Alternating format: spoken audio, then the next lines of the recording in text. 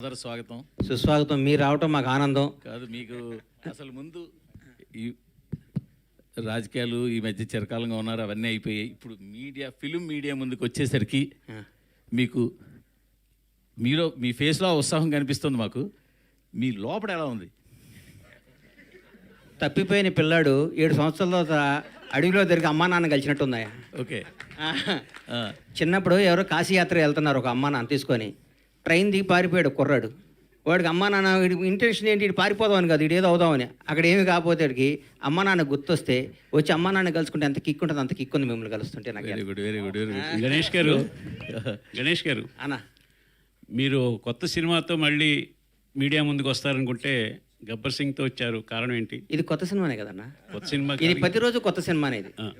ఇది ఎవరికి కింద న్యూస్ మారొచ్చు అన్న, పైన హెడ్డింగ్ మారదు. ఈనాడు పేపర్, ఆంధ్రజ్యోతి పేపర్. గబ్బర్ సింగ్ అనే చరిత్ర అంతే ఇది. రిలీజ్ కదా అన్న, గబ్బర్ సింగ్ అనే చరిత్ర రిలీజ్కి కూడా ఇంత క్రేజ్ వస్తాయి నేను కూడా అనుకోలేదు. అంటే పవన్ కళ్యాణ్ గారి స్టామినా అది, పవన్ కళ్యాణ్ గారి రేంజ్ అది. ఒక ప్రాపర్గా ఒక వ్యక్తి, ఒక సంకల్పం అంత గొప్పది. పవన్ కళ్యాణ్ గారు అంత గొప్పది. ఈ సినిమా, ఇది కొత్త సినిమా కంటే ఎక్కువ కలెక్షన్స్ వస్తాయి. ఈ మధ్య కొత్త సినిమాలు అన్నిటికంటే బ్రహ్మాండంగా ఉంటుంది. ఇవాళ నేను చెప్తున్నా, పరమేశ్వర ఆర్ట్ ప్రొడక్షన్స్లో సినిమా. ఎందుకంటే సినిమాలో ఉన్న ఆనందం, సినిమాలో ఉన్న కిక్కు, సినిమాలో ఉన్న ప్రేమ, సినిమాలో వాళ్ళకున్న అభిమానం, సినిమా వాళ్ళకున్న నిబద్ధత ఏ రంగంలో లేదన్న. నేను చెప్తున్నా, సినిమా రంగం అనేది కల్తీ లేని రంగం. సినిమా రంగం అనేది అద్భుతమైన రంగం. సినిమా రంగంలో రిజర్వేషన్ ఉందా అన్న? సినిమా రంగంలో వారసత్వం ఉందా? 1000 కోట్లు 10,000 కోట్లు ఆస్తి సంపాదించి కొడుకు ఇవ్వచ్చు. ఒక 100 బ్లాక్ బస్టర్లు తీసినాడు కొడుకుని బ్లాక్ బస్టర్స్ మధ్య మన డైరెక్షన్ చేయగలుగుతాడా? ఒక సూపర్ స్టార్, మెగాస్టార్, పెద్ద పెద్ద స్టార్లు ఉండొచ్చు, వాళ్ళ కొడుకుని ఆ రేంజ్లోకి తీసుకురాలని అనుకుంటే అవుతారా? కాలేరు. ఎవరికి టాలెంట్ ఉంటే అది అవుతారు.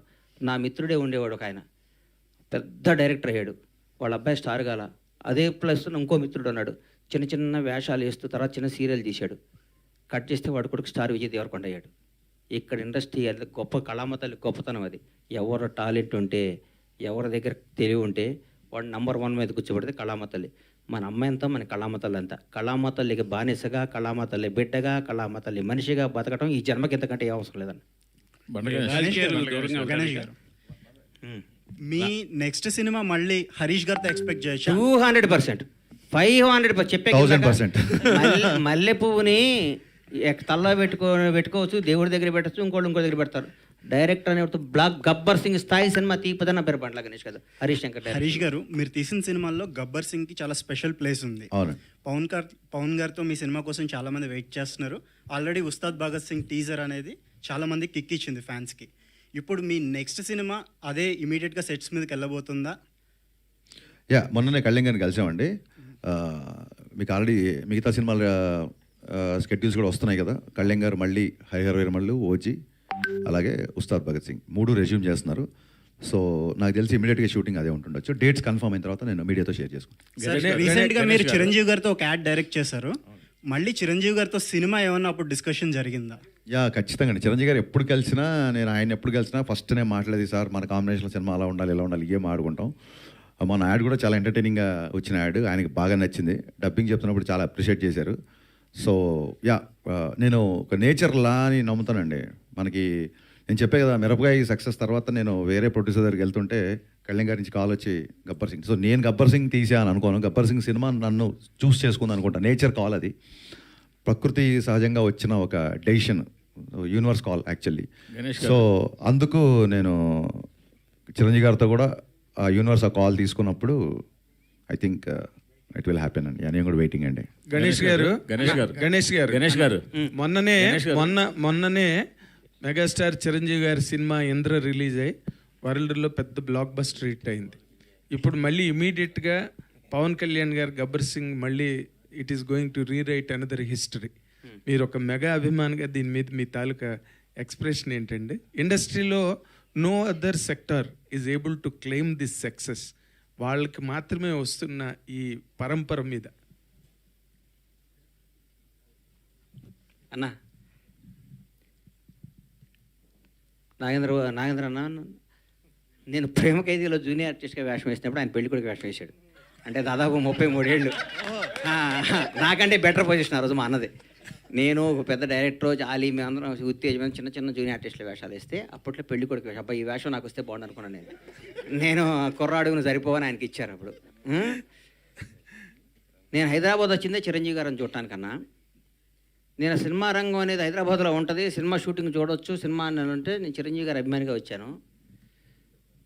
చిరంజీవి గారి వల్లే నాకు పవన్ కళ్యాణ్ గారు కానీ, చిరంజీవి గారు ఇండస్ట్రీకి రావటం కానీ, చిరంజీవి గారు అనేది చిరంజీవి గారు ఇందిరా కొట్టడం, దాన్ని మించిన స్థాయిలో నా సినిమా ఉండాలని నేను అనుకుంటాను. ఎందుకంటే నేను స్వార్థపరుడిని, ఎందుకంటే నేను నంబర్ 1గా ఉండాలనుకుంటాను. చిరంజీవి గారు అంటే ప్రత్యేకమైన అభిమానం, గౌరవం, ప్రేమ. ఆయన గురించి నేను మాట్లాడే స్థాయి నాది కాదు.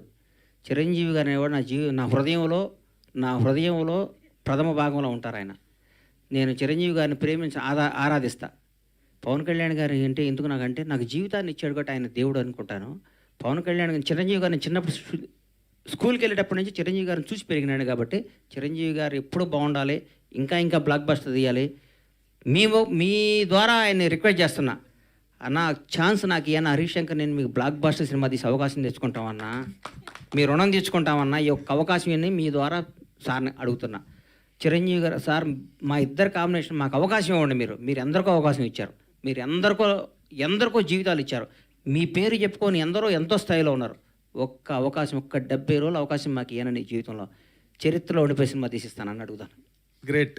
ఇప్పుడు మీరు అడిగిన ప్రశ్న ఒకసారి చిరంజీవి గారే నన్ను అడిగారు. Sorry to interrupt your question. నువ్వు నవ్వుతున్నావు, సరదాగా చెప్పు. నువ్వు కళ్యాణ్ గారి ఫ్యానా నా ఫ్యాన్ అన్నాను, కరెక్ట్ చెప్పు అన్నారు. అంటే నేను అన్నాను, లక్ష్మణుడికి దండం పెట్టినవాడు రాముడి భక్తుడు కాకుండా పోతాడా అని చెప్పాను నేను.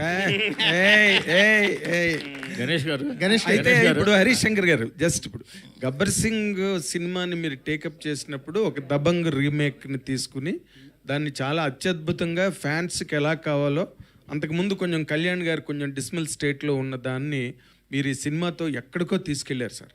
ఈ గబ్బర్ సింగ్ అనే సినిమాతో ఇందాక గణేష్ బాబు చెప్తున్నట్టుగా ఆ సినిమా మీరు చేస్తున్నప్పుడు పవన్ కళ్యాణ్ గారు దీన్ని ఎట్లా మీరు అసలు గేజ్ చేసి ఆ విధంగా ప్రజెంట్ చేశారండి? What was your experiment are experience?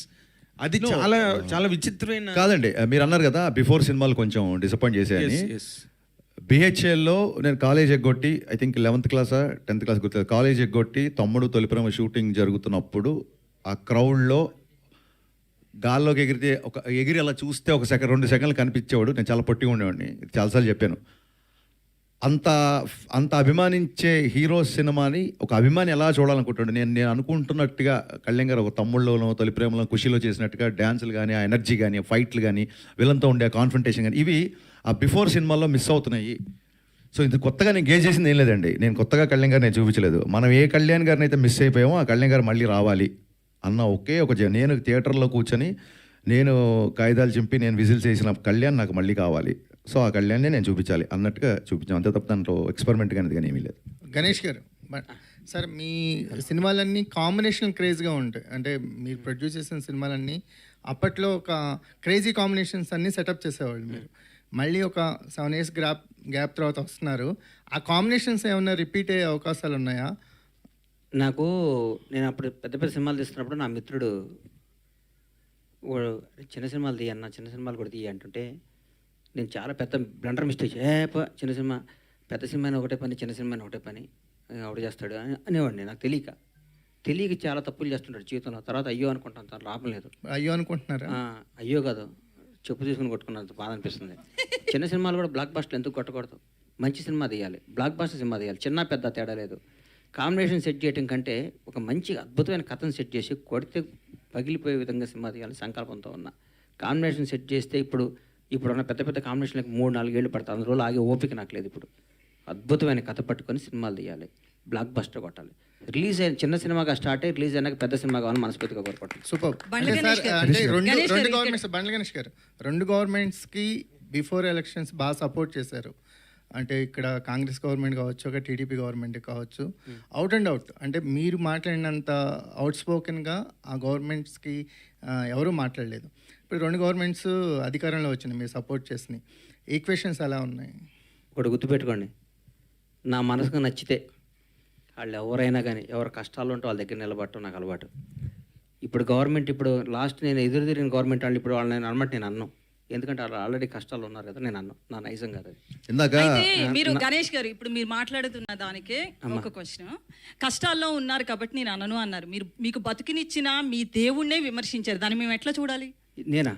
Pawan Kalyan గారిని ఏమన్నారు? నేను ఎక్కడో ఊహించుకున్నారు, ఇట్లా ఉండిపోయారు. రేవంత్ రెడ్డితో పోల్చారు, చాలా మందితో పోల్చి మాట్లాడారు. నెవర్.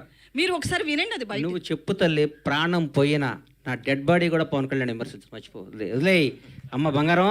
కాదు, నీకు ఇందాక- తెలియదు. నేను చచ్చిపోయిన నా శవం కూడా పవన్ కళ్యాణ్గా నీళ్ళెత్తి చూపుతాం. That is my blood, that is my character. వినండి అమ్మా, అన్న నేను చెప్పాలి, ఈ అమ్మాయికి సమాధానం చెప్పాలి. నా ప్రాణం పోయినా నేను ఫస్ట్ అధికారంలో ఉన్నప్పుడు ఒక రకంగా, అధికారంలో లేనప్పుడు ఒక రకంగా పిచ్చి పిచ్చిగా మాట్లాడటం కానీ, నా మనసుగా నచ్చితే దేవుడైనా ఎదిరిస్తా, నచ్చకపోతే నచ్చితే వాళ్ళు ఎవడైనా కాళ్ళు పట్టుకుంటారు. నా క్యారెక్టర్ అది. చంద్రబాబు నాయుడు గారిని భారతదేశం మొత్తం ఆయన దగ్గరికి వెళ్ళాలంటే భయపడ్డ క్షణంలో, వణుకుతున్న క్షణంలో, వణుకుతున్నారు, ఆయనతో లబ్ధి పొందినాడు కూడా వణుకుతున్న క్షణంలో చంద్రబాబు గారికి మద్దతుగా నిలిచిన మొదటి సినిమా రంగం నుంచి మొదటి వ్యక్తిని నేను. అది నా క్యారెక్టర్. నేను తెలుగుదేశం పార్టీ కాదు, నేను పవన్ కళ్యాణ్ మనిషిని. నేను ఎప్పటి నుంచి 2004 నుంచి నేను కాంగ్రెస్ కార్యకర్తని. నాకు పవన్ కళ్యాణ్, నా తల్లిదండ్రుల తర్వాత నేను పవన్ కళ్యాణ్ ప్రేమించాలి. పవన్ నాది బతికే కాదు. ఆయన జనసేన పార్టీ పెట్టినా కానీ నా బ్లడ్లో కాంగ్రెస్ ఉంది. నేను పార్టీకి, నేను రాజకీయం ఉంటే కాంగ్రెస్లో ఉంటే లేదా రాజకీయాలు మానేస్తా. అంతేగాని పవన్ కళ్యాణ్ కంటే నా తల్లిదండ్రుల తర్వాత నేను పవన్ కళ్యాణ్ ఇష్టపడాలి, జనసేనలో తిరగాలి. నేను ఏ రోజు ఒక్క రోజు కూడా నా కలలో కూడా బయట కాదు, కలలో కూడా పవన్ కళ్యాణ్ నేను విమర్శించను. నా ఇంట్లో నా బెడ్రూమ్లో పవన్ కళ్యాణ్ ఫోటో ఉంటుంది. అది నా క్యారెక్టర్ అమ్మ. రేవంత్ రెడ్డి పొగిడి ఉండొచ్చు, ఎవరు నేను పొగిడొచ్చు, పవన్ కళ్యాణ్ పవన్ గారిని కళ్యాణ్ తక్కువ చేసి రేవంత్ రెడ్డిని అది పొగిడారు. నువ్వు అనుకుంటే అది నీ కర్మ అమ్మా. మీరే పొగిడారండి, మీరే మాట్లాడారు. నువ్వు పొగిడేటట్టు చూపించమ్మా, నువ్వేదంటే సరే, సరే, నేను పంపిస్తా, sure, sure. నేను పంపిస్తా. ఇప్పుడు పంపించొద్దు, ఇప్పుడు చెప్పాలి నాకు 10 హాఫ్ ఉంటాను తెప్పియమ్మా. పవన్ కళ్యాణ్ 100% నేను ఇక్కడ పంపిస్తా. ఇందాక 2 సార్లు అప్పుడు అట్లా అనబాకమ్మా, దయచేసి ఆగమ్మా, దయచేసి ఒక క్వశ్చన్ వేసే ముందు ఒక బాధ్యత గల మీద ప్రతిగా రంగం మీ అందరికీ చేతులు ఎత్తి నమస్కరిస్తున్నా. 1-2 సార్లు క్వశ్చన్ చేసుకొని ఏదో అడగాలి, ఏదో మీరు క్రేజ్ తెచ్చుకోవాలి, ఏదో ఏనమ్మా ఏదో మీరు క్రేజ్ తెచ్చుకొని మీరు అడగబాకండి. మాట్లాడితే నేను మాట్లాడతాను. భగవంతుడి మీద ఏదో సాక్షిగా, అడగాలని కాదు, నేను భగవంతుడి మీద మాట్లాడుతున్నా. సాక్షిగా నేను పవన్ కళ్యాణ్ గారిని నేను అనలేదు చూపిస్తా తల్లి, అని చెప్పాను కదా, అనలేదు అక్కడితో తల్లి, వదిలేయండి. అనలేదమ్మా చూపిస్తా బంగారం, అన్నాను కదా. అనలేదమ్మా ప్లీజ్. ఏదో అడగాలని అది బాధ్యత తప్పమ్మా, లేకుండా అనబాకమ్మా, ఇవే నన్ను అనబాకమ్మ. ఇవే నేను మాటలు. నేను పవన్ కళ్యాణ్ గారు భక్తుడినమ్మా, దయచేసి ఆ మాట అనబాకమ్మా ప్లీజ్. నేను కాదనట్లేదు. నేను నేను కూడా అనలేదమ్మా. ఫ్యానే, నేను కాదనలా. అనలేదమ్మా, అనలేదు, అనను కూడా తల్లి ప్లీజ్ ప్లీజ్. బాధ్యత లేకుండా తల్లి అన్వర్ హరిశంకర్ గారు కాదు, ఒక్క నిమిషం. అన్వర్ గారు, ఇందాక ఏమైందంటే 2 సార్లు గ్రేటానందమూర్తి గారు మైక్ తీసుకున్నప్పుడు 2 సార్లు ఎవరో ఓవర్లాప్ చేశారు. గబుక్కను మళ్ళీ ఆయన మేము ఇగ్నోర్ చేసాం అనుకుంటాడు. ఆయనకు మైక్ ఇవ్వండి, ఆయన ఏదో అడగాలను. సార్ హరిశంకర్ గారు ఆయనే మైక్ ఇచ్చారు. హరీష్ గారు క్వశ్చన్. అన్వర్ యా సార్, ఇప్పుడు గబ్బర్ సింగ్ అనగానే మనకి అంత్యాక్షరి ఎపిసోడ్ గుర్తొస్తుంది. అవునండి. ఆ తర్వాత చాలా మంది డైరెక్టర్లు, చాలా మంది రైటర్లు అంత్యాక్షరి ఎపిసోడ్ని రిప్లికా చేసి దాన్ని స్ఫూర్తిగా తీసుకుని రాయడం మొదలెట్టారు. అది పులిని చూసి నక్క వాత పెట్టుకున్నట్టే అయినాయి ఆ ఎపిసోడ్లన్నీ. నేను ఫ్లోలో అవును అనేస్తానేమో, దీనికి అవును అనట్లేదు. ఓకే, ఇప్పుడు ఉస్తాద్లో అలాంటి ఎపిసోడ్ ఏమన్నా ప్లాన్? కాదండి, నాకు గబ్బర్ సింగ్ వచ్చిన బెస్ట్ కాంప్లిమెంట్, మీరు రెండో క్వశ్చన్ నాకు అర్థమైంది. గబ్బర్ సింగ్ వచ్చిన బెస్ట్ కాంప్లిమెంట్ ఏంటంటే, ఇందాక త్రివిక్రమ్ గారు ఆ వీడియోలో త్రివిక్రమ్ గారు మాట్లాడారు, హరీష్ బాగా రాశాడు, బాగా చూపించాడు, కళ్యాణ్ గారిని ఫ్యాన్స్ ఎలా అన్న. ఆయన తర్వాత ఆ ప్రెస్ మీట్ అయిన తర్వాత ఆయన కారులో కూర్చుంటే ఒక మాట అన్నాడు, హరీష్ నేను ఈ సినిమా చేస్తున్నాను, దబ్బంగ్ చూశాను, కళ్యాణ్ గారు చేస్తాను కదా అని. అందులో మదర్కి వాడే ఒక ఇన్హేలర్ తప్ప, దబంగ్లోంచి ఒక చిన్న ఇన్హేలర్, అది తప్ప ఇంకేం వాడలేదు. ఆ ఇన్హేలర్ని ఎందుకు రీమేక్ రేట్స్ అన్ని కోట్లు ఇచ్చుకున్నారు, మామూలుగా మార్కెట్లో దొరుకుతుంది కదా ఇన్హేలర్ అన్నారు. That is the biggest compliment for me. అయినా ఆయన అంటే త్రివిక్రమ్ లాంటి ఒక రెప్యూటెడ్ రైటర్, ఒక స్టార్ రైటర్, నేను ఎంత శాతం రీమేక్ చేశా అని చెప్పడానికి ఆయన చెప్పిన ఉదాహరణ అది. సో అంత్యాక్షరి కూడా అలాగే వచ్చింది. నేను మిగతా సంగతి పక్కన పెట్టండి, నేను నా సినిమాలో ఎప్పుడు అలాంటిది మళ్ళీ రిపీట్ చేయాల. ఎందుకంటే ఇది హిట్ అయింది కాబట్టి దీన్ని పట్టుకొని వేలాడదాం అనేది ఎప్పుడు కాదు. సందర్భంలో కుదిరితే, మళ్ళీ సినిమా సందర్భంలో అలాంటిది కుదిరితే ఖచ్చితంగా పెడదామని. సో ఎగ్జాక్ట్ అంత్యాక్షరి కాకపోయినా ఒక మ్యూజికల్ ఐటమ్ ఒకటి ఉస్తాదులో ఉంటుంది. అది డెఫినెట్గా థియేటర్లో మంచి ఉత్సాహాన్ని ఇస్తుంది అందరికి. మళ్ళీ ఒకసారి థియేటర్లు షేక్ అవుతాయి అన్న నాకు నమ్మకం ఉంది. అవుతాయి లేదో చూద్దాం. గబ్బర్ సింగ్ సినిమాకి